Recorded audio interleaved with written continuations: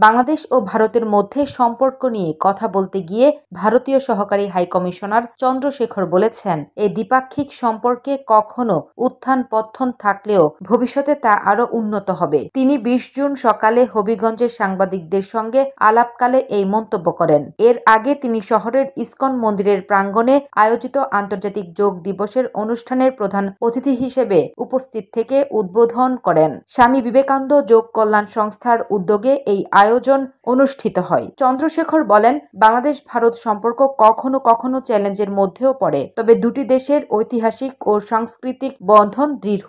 তাই আমরা আশাবাদী যে সামনের দিনে এই সম্পর্ক আরও ঘনিষ্ঠ হবে। এই সময় সাংবাদিকদের এক প্রশ্নের জবাবে তিনি জানান, ভারতীয় ভিসা প্রদান কার্যক্রম বর্তমানে স্বাভাবিকভাবে চলছে। ভিসার জন্য নিয়মিতভাবে আবেদন আসছে এবং গুরুত্ব অনুযায়ী তা অনুমোদনও দেওয়া হচ্ছে। তিনি যোগ করেন, যোগ চর্চার মতো আধ্যাত্মিক ও স্বাস্থ্যসম্মত কার্যক্রম দুই দেশের মানুষের মানসিক ও শারীরিক কল্যাণের গুরুত্বপূর্ণ ভূমিকা রাখতে পারে।